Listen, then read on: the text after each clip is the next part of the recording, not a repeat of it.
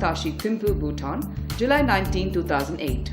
The first ever public-private partnership seminar on Indo-Bhutanese cooperation in hydropower projects. An initiative by Patel Engineering Limited, organized by Falcon Media and supported by print media partner ENERTIA, India's leading journal on sustainable energy and power, with Bhutan Chamber of Commerce and Industry. Good morning, Tasha. Good morning, ladies and gentlemen. I have the honor to introduce the eminent speakers and our guests on the dais. Tasha Sonam Singh, Secretary, Ministry of Economic Affairs. Mr. Ishiong Lee, Director General, Ministry of Economic Affairs. Mr. Zhang Benzin, MD of DGPC. We have Mr. Kajan Ji. I think he needs no introduction. Everybody first knows him. And I have Mr. Sharma from Patel Energy and Nimesh Patel from the Patel Engineering Group. So, thank you so much. First of all, I must really thank the Bhutan Chamber of Commerce in helping us organize such a forum. Today's entire discussion is fundamentally on the point of strategy, development model on hydro, project management, and definitely the technical aspects of developing a hydro project. See, in India today, we have roughly 140,000 megawatt of installed capacity at the moment, and of which 26% is in the hydro range, and that works out about 36,000 megawatt of hydro capacity. The problem, as you see in the fuel oil crisis worldwide, has taken its fuel pricing beyond $140, and predictions are that it may even go to $200 because there's no way or no methodology in which there is an attempt to stall, control, or maneuver these prices. So under the current crisis, fuel-based, I would say, power plants, fundamentally the conventional one, will have a rise in tariff, energy tariff. And countries like India are facing heavy pressure on tariff-related issue. And therefore, hydro is an extremely critical component of the strategy to build up the next round of growth. In our 11th five-year plan in India, we are going to see a dip because India is seeing a drop in the share, absolute share of the hydropower. And the reasons for that is being studied. And the reason, fundamental reason, if you ask me, has been that people took hydropower development for granted. There was not many movement in the area of hydropower development. Whatever development was happening was the easier projects, and the difficult projects were not tackled, and they were spillover effects. An example is in India, we have spent 17 years to build the Tehri Dam project and the hydro project. Narmada also similar case. But once these projects came, actually there was a lot of benefit, multiple benefits that people received. In the next 30 years, believe me, that in our country, in India, we will not have any more coal indigenously to use at the way we are going. So there is no chance for us to use thermal power. It will be only a short term. The second biggest problem would be technology. If technology, whether it's coming from Europe or it's coming from, let's say, major manufacturers like Alstom, and including our own BHEL, I think in the long run, they will move to better technology like nuclear, hydro, and it will not be only thermal turbines with which they will expand. Because when you don't have the fuel, and when you are going to import too much of fuel, then you need to design your machinery and systems to suit those type of environments. So I don't see that there is any reason that India will not follow an aggressive hydro strategy within.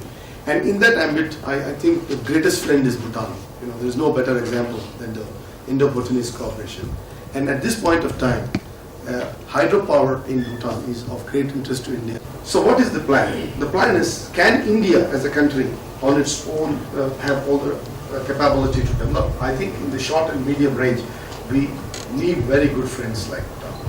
If the price of oil globally is going to hit up, I can assure you, price of energy commodities will also go up. All energy commodities. And we will be foolish if we think that coal will not cost more. So we are looking at optional technologies, which is coal bed methane. We want to evacuate the gas and produce electricity. So fundamentally, the use of coal will not be conventional in 10 years' time. Technology will be different. I would use coal gasification or other kind of forms of technology to bring electricity to people. And the one point that has come to is it's strategic. both the countries have a porous border. The idea of electricity can actually bring economic growth to both the sides of the border. And please call Chief Guest to receive the memento. Nimesh Patel can give this memento. It's a token of our appreciation and support.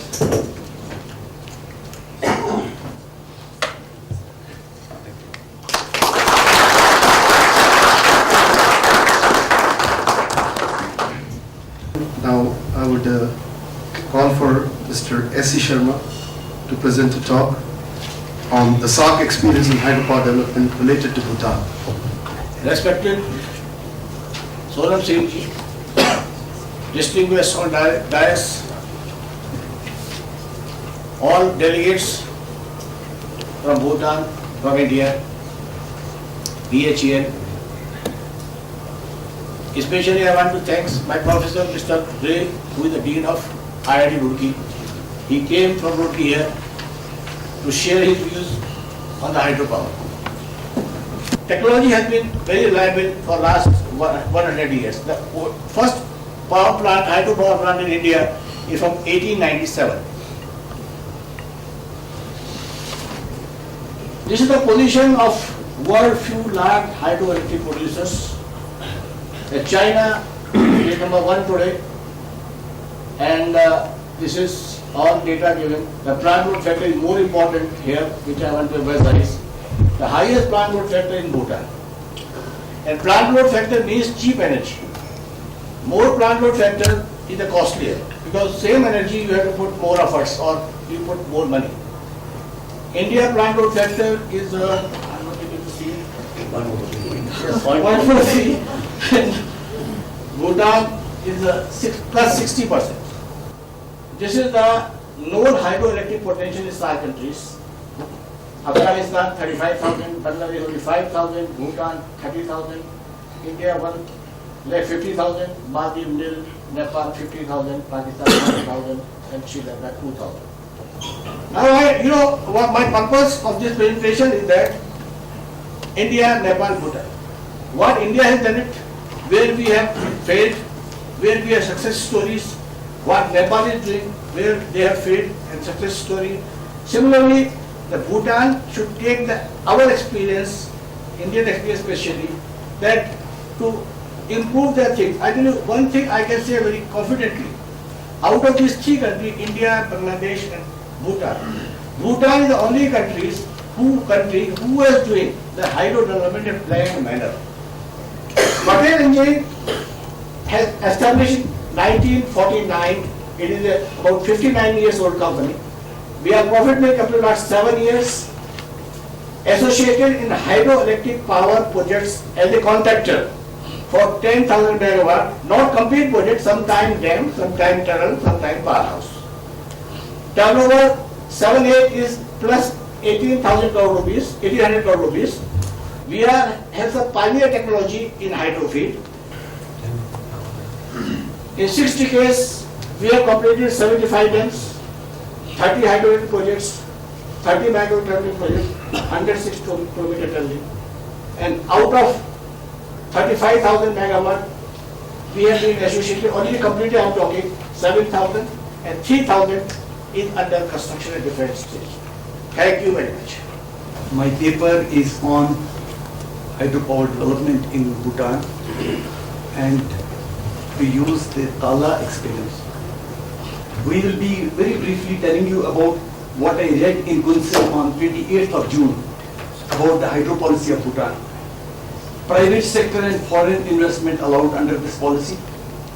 Investment on build, own, operate and transfer basis. Project transfer would be after 30 years, extendable by 15 more years in case the developer is working efficiently. Projects have been categorized into 3 categories: medium, large and mega. Medium is 25 megawatts to 150 megawatts. Large starts from 150 up to 1000, and above 1000 megawatts is the mega project. For mega projects greater than 1000, the report was bilateral model to be followed generally, that is 2 governments joining hands. Private and foreign investment may be allowed in case mega projects not getting realized through bilateral model. Bidding process, project awards will be based on upfront premium and royalty energy. Under the policy, there are other models also available. Industries, local industries are allowed to set up captive hydropower plants for their own exclusive use. There is public-private partnership. There is public-public partnership also allowed under this policy. In order to achieve the goal of adding 10,000 megawatts by 2020, experience gained and lessons learned in execution of similar projects, including the last one, that was 1020 Tala hydroelectric project, which has been in operation for 2 years, is worth considering. Tala experience I want to share with all of you here. We have been talking in seminars, in conferences about the importance of detailed project report. But believe me, when we come to construction, we find almost all DPRs deficient. I'm not exaggerating. This has happened to me. I have been in this profession for the last 4 decades, of which 2 decades certainly I have served at a fairly senior level, and my experience has been that not a single detailed project report was as good for construction as it should have been. So more important now, once the private sector and even the public sector comes to work here in Bhutan as a developer, independent developer, then the quality of DPR has to be high. There should be little scope, or according to me, no scope for optimization of components later, because that is most time consuming. In Tala, we developed a very novel way of designing towers as if they had never been done earlier. We have had 400 kV lines done in Himalayas, but no, we chose to design towers. And for tower design, for transmission lines of that high voltage, you need to then do a prototype. That means a full size tower, and then you test it to destruction. That was also done, and then alone it was cleared for manufacturing. Some failures did occur even after that, but luckily before commissioning of the generating plant, so we did not lose any energy. For projects in Bhutan now, when we have this 10,000 megawatts to be done by 2020, what we would advise is that a technical advisory committee may be constituted and appointed to provide advice to all the developers. Maybe they are in private sector, in public sector, or the government is doing bilaterally. There should be a standing committee who will be guiding these people right from the DPR stage. Tala investment, we did between 1999 and 2006 main investment, we spent 42,000 million, which works to about 4.1. But if you have to bring it to the current price level of June 2008, then our price, this 42,000 becomes 61,000. If hypothetically we had to complete Tala in June 2008, one day, you had to invest 61,000. And the cost would be 59.8 million per megawatt. This is one of the cheapest we have done in the world today. I would like to call Dr. Sonam Shari to address this forum. It would be really a pleasure to hear him. Dr. Sonam Shari, please. First time that we are organizing such an interactive session, and this is definitely an opportunity for the private sector and the government to get together. From the private sector, I think the biggest concern that you have is, does the government have a stable policy? And it is our duty to see how we can educate you in this front. And so from that perspective, I will try to delve on some of the policy issues that we will be addressing to achieve this so-called 10,000 megawatts by the year 2020. So overall, what I wanted to say is that, firstly, what is the need for the government of Bhutan to accelerate hydropower development? And many of the answers will appear very, very obvious. For a landlocked country like Bhutan, I guess our resources are very limited. In many cases, we would perhaps say that we cannot be competitive in a lot of things that we do. And perhaps the most important thing is that our leaders have identified this very valuable resource, water, which we can tap to economic advantage. We need the revenue. We can no longer depend on donors forever. And so the overarching goal of the government is economic self-reliance. And in order to achieve economic self-reliance, we need to have a resource that can perhaps allow us to meet this very important objective. And fortunately, hydropower is now emerging as a very important resource that the royal government perhaps need to pursue with greater zest, I would say. Secondly, I think Mr. Khazanchi also touched on it in some way in his last slide when he talked about energy planning. Energy security is a very important requirement for the government of Bhutan. Many of the industrialists who are in this room will agree with the difficulties that some of you may face during the winter months when our rivers are at its lowest flow.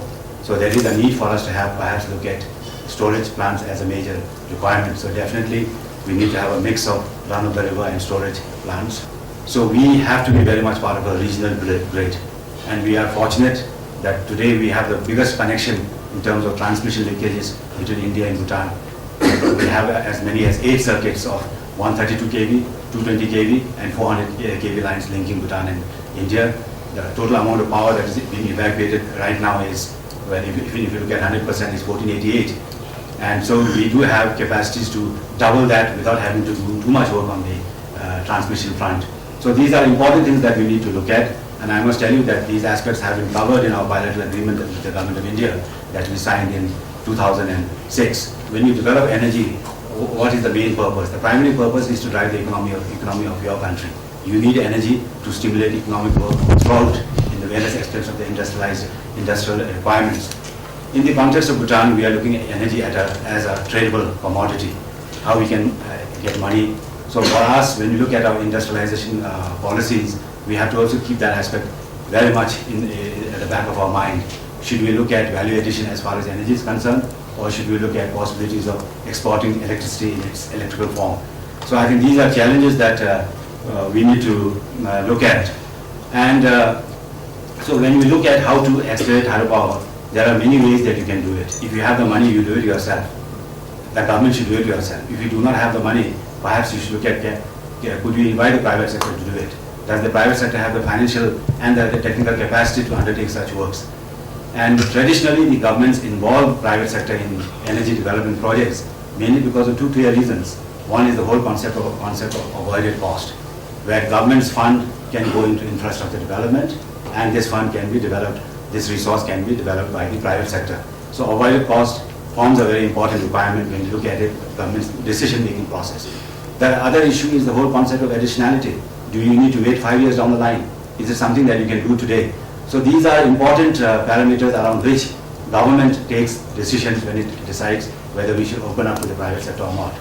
So that the hydropower policy in our context is government, our primary reason for developing projects through the hydropower policy, as I mentioned, is to accelerate. And the model that we use is basically what you call the BOOT model, build, own, operate and transfer model. And we've classified many different models in our policy. Of course, one very important development that I would like to mention is that when the Honorable Prime Minister of India visited Bhutan on the 17th of May, in the meetings that the 2 Prime Ministers of our 2 countries had, the Government of India has fully committed to help us to develop the so-called 10,000 megawatts. Now, if our projects can be developed through this model, I guess there is no other reason for us to really look at different models. So here I would like to mention that in our recent the meetings between the 2 governments and the one which we recently concluded when our Prime Minister returned from India, we have already identified a list of 12 projects adding up to 12,802 megawatts. And in the next meeting that will follow, we will perhaps decide jointly on a list of 10,000 megawatt project and come out with clear timelines on how we can develop this so-called 10,000 megawatts over the next 12 years. So the actual time available to physically construct the projects is also going to be fairly limited. So this is definitely a big challenge. And we basically agreed between the 2 governments that the projects should be developed under 2 different models. The first model is the bilateral model, where there would be a mix of loan and grant, where that is the way that Tala, Chuka and Kuruchu have been developed. The second model is what we call a public-public partnership, through which royal government agency such as the Druk Co-operation and GOI PSUs could collaborate together through a joint venture model with certain agreed equity shares, and then go ahead and develop these projects.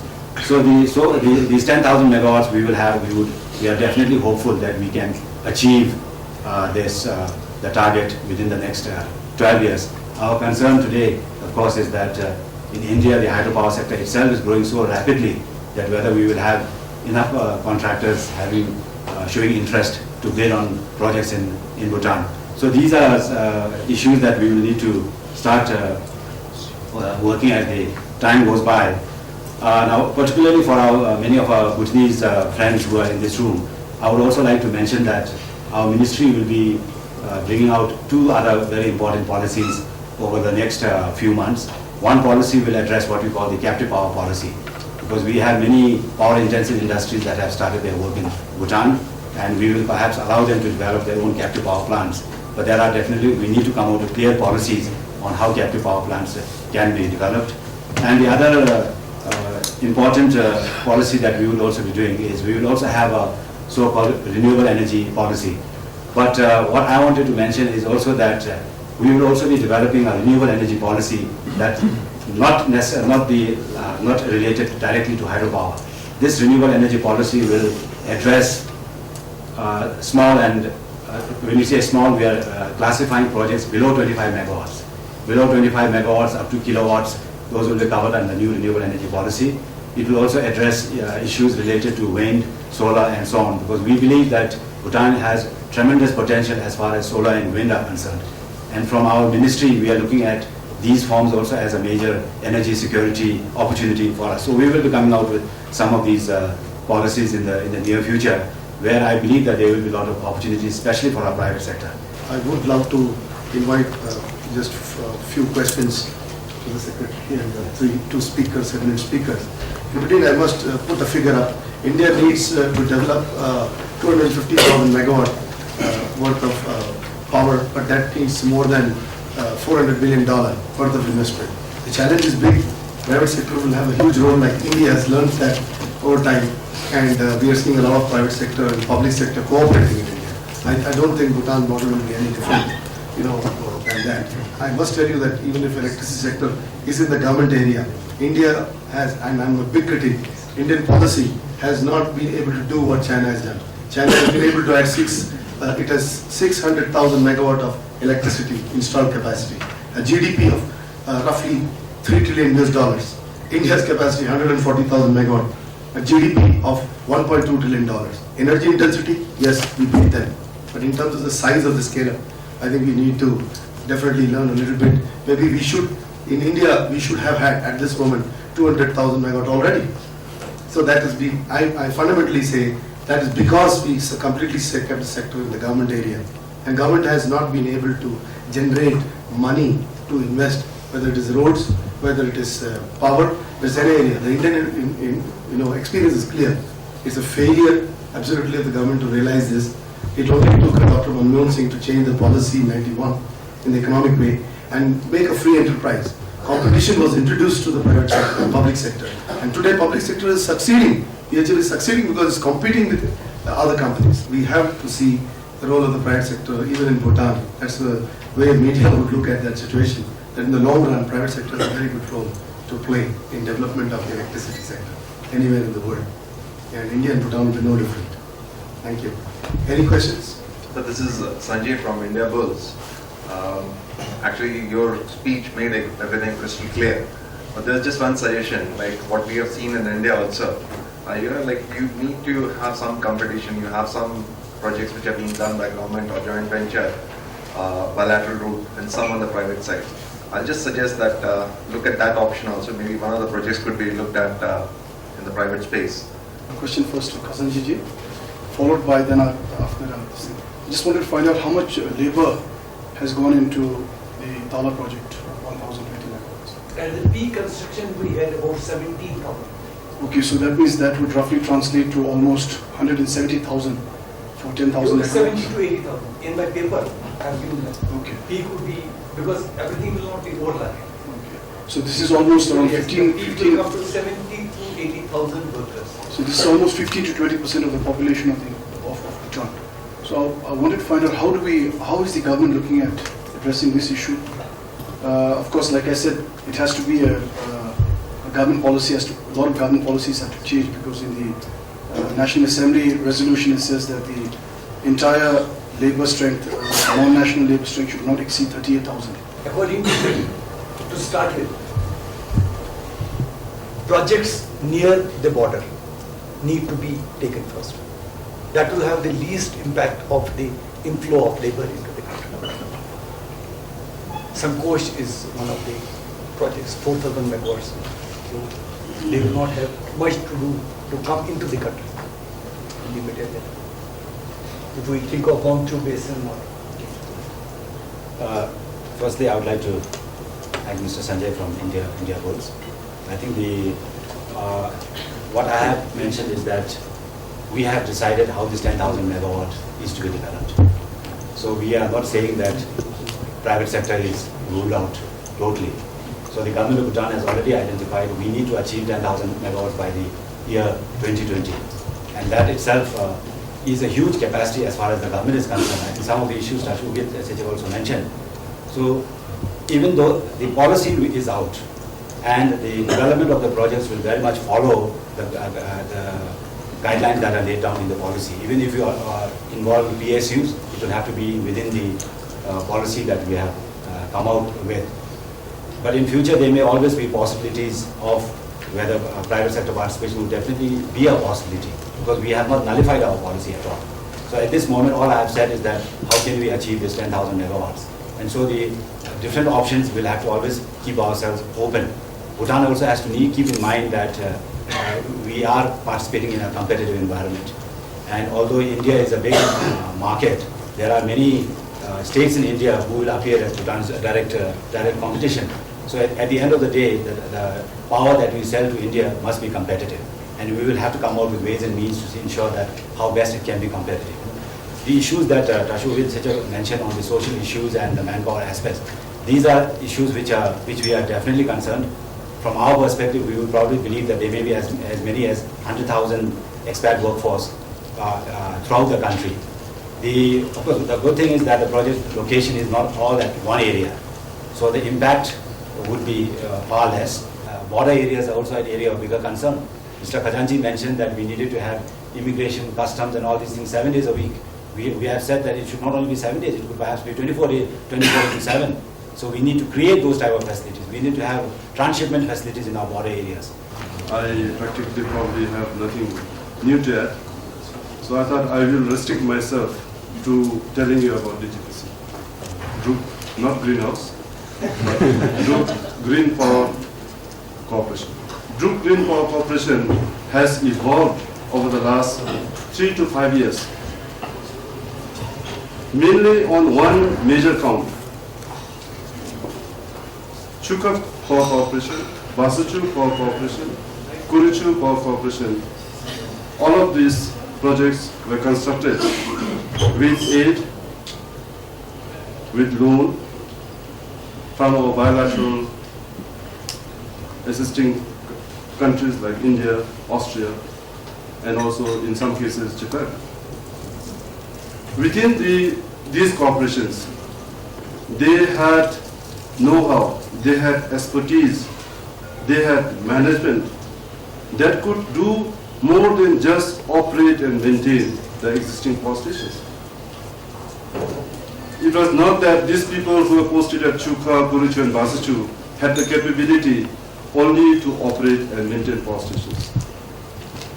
When the Royal Government of Bhutan decided that we have to accelerate hydropower development, when it was decided that we would try to achieve 5,000 megawatts by 2020, the idea of DGPC evolved. It was so that the expertise that is available today within our own hydropower sector could be better utilized, better rationalized, more used more efficiently. Therefore, a lot of discussions took place, and as of the 1st of January this year, in 2008, we formed Druk Green Power Corporation. Amalgamation gives us the additional strength and the input that we require to negotiate better, get better deals. But one of the major changes that once DGPC was formed is that we have been mandated to play a very key role in accelerating hydropower development in Bhutan. As Mr. Khazanji pointed out, time is of essence. If we don't take the decision today and get the work started, and if we start to discussions and take 2 years to 3 years to discuss to start a project, then you can forget the 10,000 units. We will not achieve it. We have to look at the money part of it. Mr. Khazanji very clearly pointed out, 159 billion is not sufficient. Our estimates are 600 to 700 billion by the time the projects are completed. Today you look at Davachu as an example, and we are looking for 8 billion multrons to do Davachu project. It's a difficult enough work. We have taken 2 years to negotiate and put the funds together for 8 billion. And you talk about 700 billion, which will be about 100 times more, whatever times it is, maybe 95 times. It is going to be a Herculean task. It is for institutions like DGPC to help in whatever way it is possible. And we will try as far as possible to achieve whatever part of the 10,000 megawatts is handed over to us by the Royal Government of Bhutan to undertake. So with this, I'd like to thank you for listening very patiently to me. Thank you. Now we have our final speaker of the session, Mr. Nimish Patel. They have been the complete sponsors, supporters, and all this initiative has been taken today because of the benevolence and support of Mish and his company. And we have been working very closely in India. So I, as a media company, decided to come and work out this kind of a thing. BCCI, tremendous support they have given. And I think we must hear Nimish because they have been in a big way involved in India's hydropower sector. So may we call up Mr. Nimish Patel to address this forum. Good afternoon. Welcome, honorable members on the dais and people in the business and government communities. Professor Iyer has been a friend of ours for some time. Recently, he approached me asking if we would be ready to support this kind of a seminar. I readily agreed. Our association with Bhutan began about 20 years ago with Circa project, and our director, Mr. S.K. Desai, who spent a considerable amount of time here then and still keeps visiting, is probably known to a lot of people in the government sector. Much has been said today about technology and policy. I would just like to take a few moments to talk about the private sector's view or approach towards all this. There's a trend globally that we need to look at from a private business point of view. It's no secret that this century belongs to Asia. We have been dislodged from that position for about 300 years or so. Historically, that's not long at all. What this means for us, Bhutanese as well as Indian businesses, is opportunity. Opportunity which has come to us or will be here once for a lifetime. What we need to ask is how we are going to change in order to embrace this opportunity. 10,000 megawatts, 50,000 megawatts, these are huge numbers. And I think there is a general consensus that if the private sector really gears up and gets involved, they will have a significant impact on this development. Just one trend globally I want to point out about an old world order and a new world order. Take for example this latest G8 summit in Japan. This elite club of countries is discussing the price of oil without Saudi Arabia. They're discussing the decline of the dollar without China, which owns $1 trillion in forex reserves.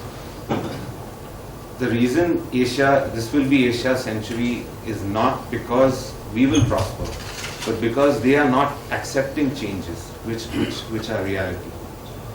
Now, bringing this argument into our context, see, the Indian government has had changing policies, basically have opened up every sector of the economy to private companies. A lot of those opportunities were only available in the public sector. A lot of that expertise, even today, lies only in the public sector. We, as the private sector, can't take the fruition of this opportunity for granted. We really need to gear up, we really need to rise to the occasion. For our part at Patel, we've had a major role in, as Sharma Sahab said, constructing about 7,000 megawatts of power.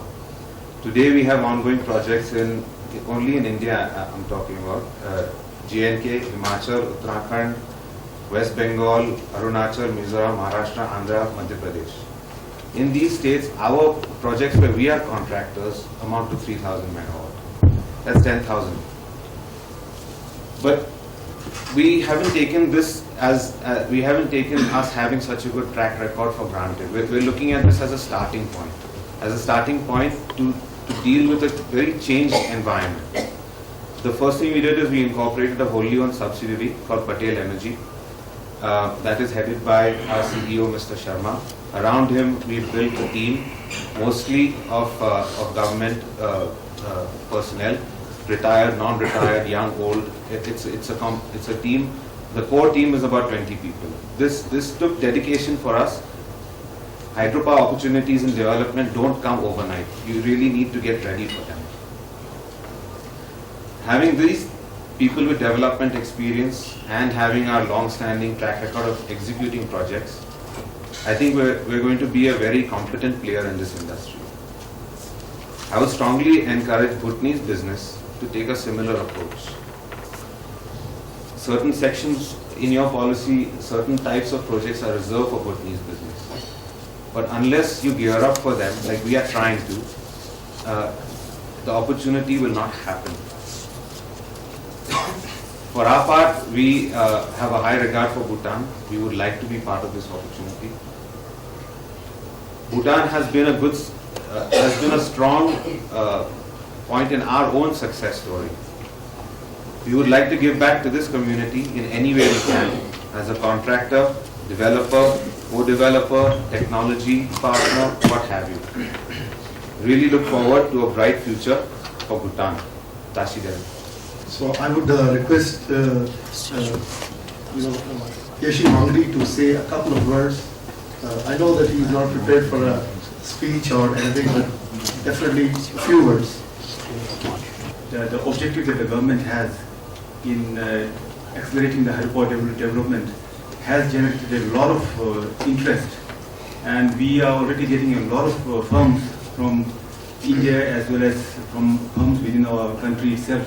The talks are going on with the government of India, and I think just now I think we are we have broadly agreed on a principle of how to go about developing the 10,000 megawatts. I think our Secretary, Minister of Economic Affairs, did mention that I think it will be most probably through the government-to-government model that has been in place, and also maybe one or two projects maybe through the joint venture projects. Joint venture projects can be taken up through either public or public-private.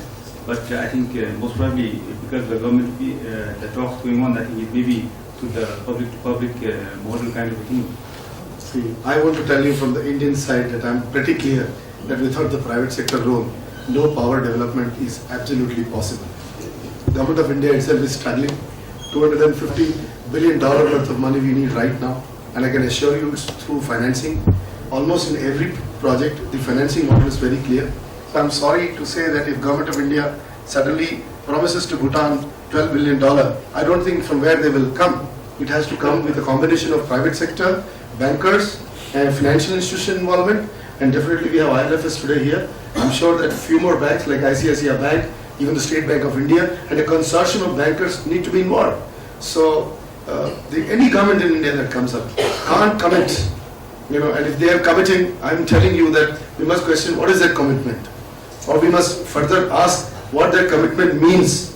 Is that $12 billion US dollar worth of money needed by Bhutan coming via this consortium? Then my answer is that that's the correct answer they've given. That when India needs another 100,000 or 200,000 megawatt, it will itself need $400 to $500 billion. Bhutan's size of requirement of money may be small, and in no way, in a political scenario, India can just trickle that money off into a bank account in Bhutan or into a private account in Bhutan or into a public account in Bhutan. It will be put up in the parliament. So Bhutan has to have its own strategy. Welcome, sir. So, thanks everybody. We have amongst our His Eminence, Sir Wangchuk, and we welcome him. And can we have him on the dais, please?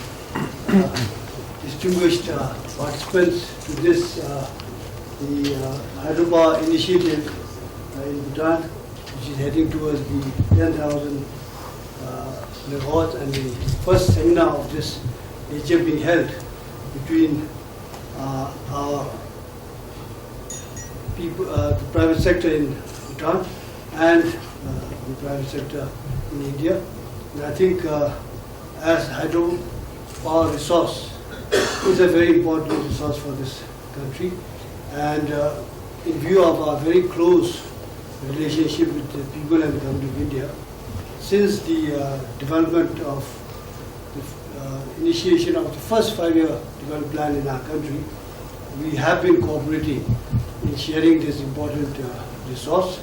And the cooperation dates back to early 1960s. In the Indian subcontinent, as we are all aware, the demand for energy is shooting up.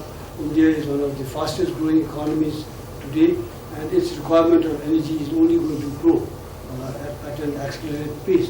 And this is where the two governments have agreed. Initially in 2006, an agreement has been signed, whereby by the year 2020, India would buy about 5,000 megawatts from Bhutan. There is a commitment to that.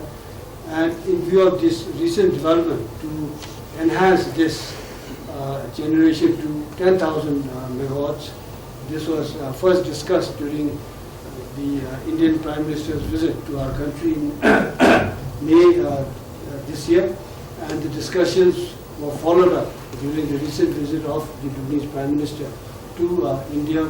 In fact, a lot of the bilateral discussions this time focused on the development of hydropower in Bhutan. Then in terms of, as you know, even in India, the hydropower plants are coming up.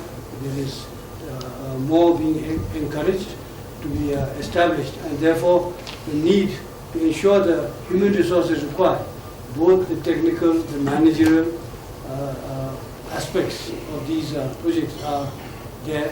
We would require a huge number of contractors to be engaged to take up at least about 8 projects simultaneously in the country. And we are also looking at now the human resource in India available to meet the growing hydropower projects being taken up in India, as well as the 10,000 megawatts in Bhutan. And the government of India has also assured us that all the agencies would be available to provide the technical bodies such as the Central Electricity Authority, the CWC, and others. And we have also agreed to, between the two governments, to establish a high-powered group representing both the countries to fast-track all the procedural requirements to ensure the managerial and technical support required is provided.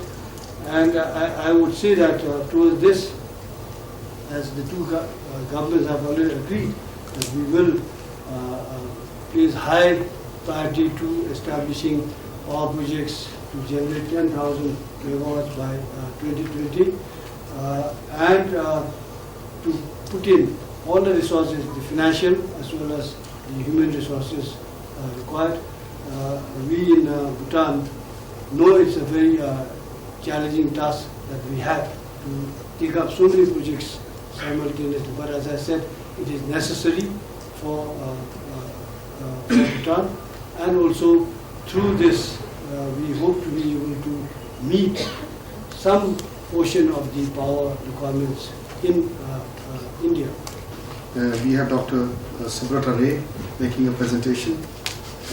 We have also the BCCI Secretary will be making, General Secretary will be making a presentation, Mr. Fobshari. And Mr. B. K. Mishra will hear him on Tala and various perspectives. and then we have a financing session. The first speaker would be Mr. Karma Yonten. So Mr. Karma Yonten now will give you his perspective on basically financing related issues on hydropower projects. Mr. Yonten, please.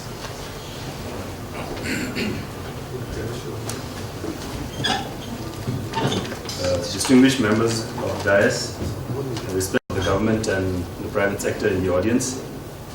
Firstly, on behalf of Druk Holdings and Investment, I'd like to thank the organizers for giving us this opportunity to participate in this first seminar, Hydropower Initiative Bhutan 10000MW. The Ministry of Finance had 100% holdings in 5 companies. So these were the Druk Green Power Corporation, which wasn't created at that point in time.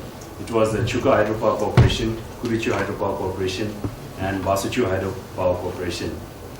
DGP was later amalgamated after the creation of DHI, and that is how the number of companies under DHI has also decreased from 12 companies to 14 companies to 12 companies.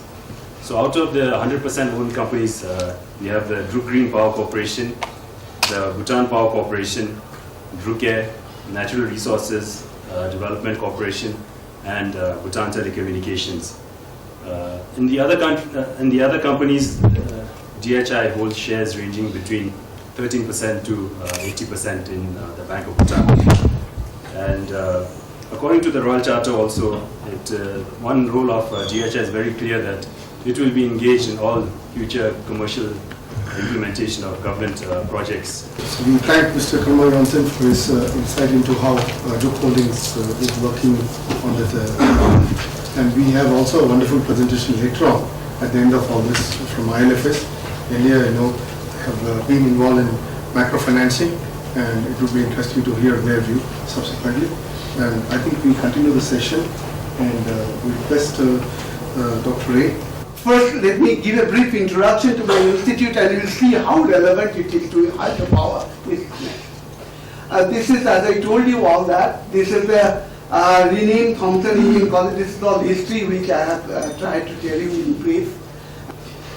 We have got a lot of major facilities. Our analytical facilities is one of the best in the country and can compete with many international institutes.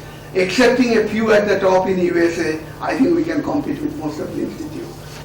Now, what I would like to now talk about, that industry-institute interaction is a cornerstone in our whole scheme, because we look at the consultancy and the sponsored research as a very essential ingredient in teaching. Unless one is in doing consultancy and remains in organic contact with the industries and with the projects, one does not know what are the development of technologies that are taking place day-to-day basis. So here, engineers of today, they cannot live in that peaceful environment 50 years and retire with what they have learned, probably their student days and the initial days in the industry. Today, what they have to do, every day they have to innovate, they have to think and how to develop their product further if they want to remain in the market. Media never represented energy the way it must. I wish that more of the industry academia comes in. As he says, yes, everybody is to blame, even the private sector has not invested enough in India. So, in the case of Bhutan, I think there is a great opportunity. When actually you can literally see our mistakes and you don't have to commit it. You can do it differently here. Cooperation has to go beyond government. This is what my entire pitch today has been. It must go beyond governments. Governments have only a role of regulation and facilitation. They must get out of psychologies of control. So with that, I request our speakers from BHEL to come over and give the presentation. Honorable guests and delegates from government and private sector, Bhutan as well as India. These are the BHEL's operating business areas. We are in power, where we supply and direct subcritical thermal power plants up to 600 megawatt capacity, supercritical plants of 660 megawatt and 800 megawatts, then boilers, steam turbine, generator sets, auxiliaries, ESP, EPC, etc. Then another area of operation is the hydropower. where we manufacture and supply E&M equipment up to 250 megawatt, which includes hydro turbines, generators, and controls, etc. Next area of operation is gas, where we have entered into recently developed advanced class gas turbines, open cycle and combined cycle of 9 FA frame machines. Nuclear power, we have recently signed a joint venture agreement with Nuclear Power Co-operation of India, where we will design, manufacture and supply nuclear sets up to 1000 megawatt capacity. About BHEL, we are the largest engineering and manufacturing enterprise in India of its kind with the world class standards. Our sales turnover for last year is 21,401 crores, and you will come to know that we have doubled our turnover in the last 3 years. In 2004-5, it was hardly 10,000 crores. We are a Government of India enterprise, and Government of India has conferred a Navaratna status in 1997.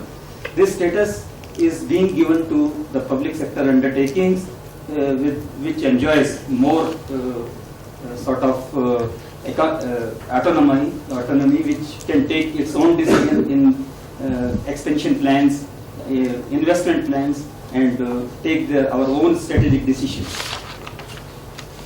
Ours is a major integrated power plant manufacturer in the world. Nowhere in the world an organization is there like us which provides a total integrated solution. We have our footprints in 70 countries. I would like to show the BHEL's contribution to the Indian power sector. We have approximately 135,000 megawatt installed capacity in India. That is utility. Apart from that, there are some more capacity for the industry sector. I told you we have the business in industry sector also, which is not covered here. Anything goes to the grid, that is coming under the utility sets. So out of 135,000, we have our contribution of 64%. Now, Mr. M.K. Dubey will continue the other three. See here, the issues involved in hydropower development. These issues have been deliberated in great detail by Mr. Khazanchi in the session. They are mainly difficult survey and investigations. Normal DPRs will not have up to the minutest detail while making the review of these details. They have the long gestation period. As we all know, Chuka took from basically concept to commissioning around 20-24 years, and Tala took about 16 years. We have a similar track record of hydro stations in India also. The gestation period is quite long when we compare them with thermal stations. That is the reason most of the time hydro stations are shelved, because there is a pressing need of power and government decides to go for thermal stations in place of hydro. BHEL so far has supplied and commissioned basically more than 400 sets, totaling to about 19,000 megawatt. Out of that, around 16,500 is domestic commissioned in India, and around 42 sets totaling about 2,490 megawatts have been commissioned abroad. But happy to be present in this seminar. In fact, I am similarly very fortunate to be part of the Bhutan's programs of the hydropower development. I have first worked in the Bhutan from 1985 to 90 in the Circa hydro project as engineer in charge for the erections of the electric 4x84 generative plants. It has been erected right in the starting and commissions. So I would say in the like the Bhutan as well as in India, for these last 30 years, 1980 to 2008, was the construction terminal. Both India and Bhutan is a steady progress of the development. If I could request Mr. Bharatama to give a few comments on how we found, and then we will go to the financial.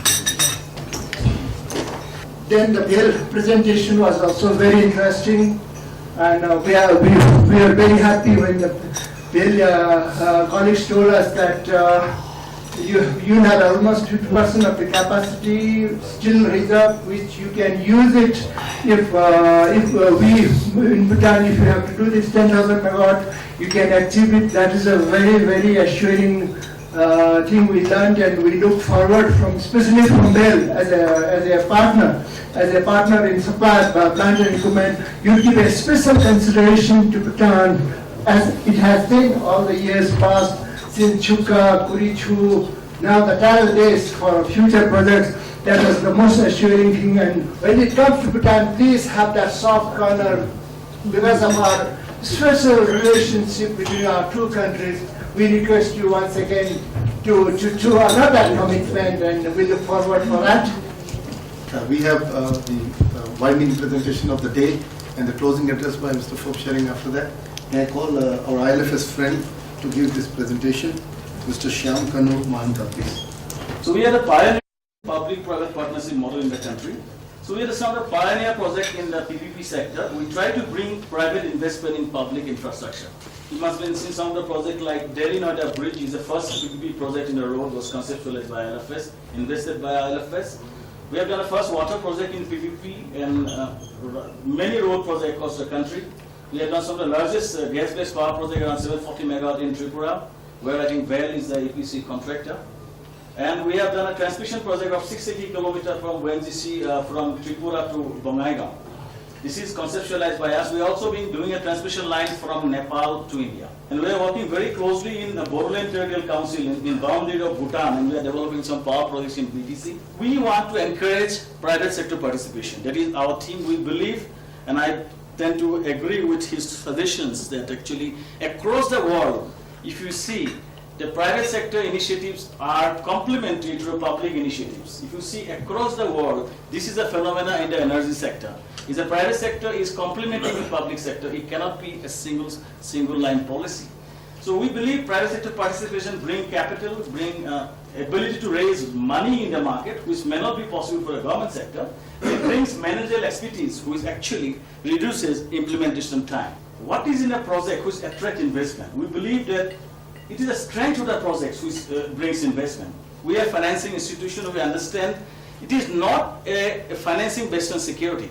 It's a financing based on project strength. Project strength in terms of defining the project contours, reducing the project risk, so that we know a project is implemented in quicker time.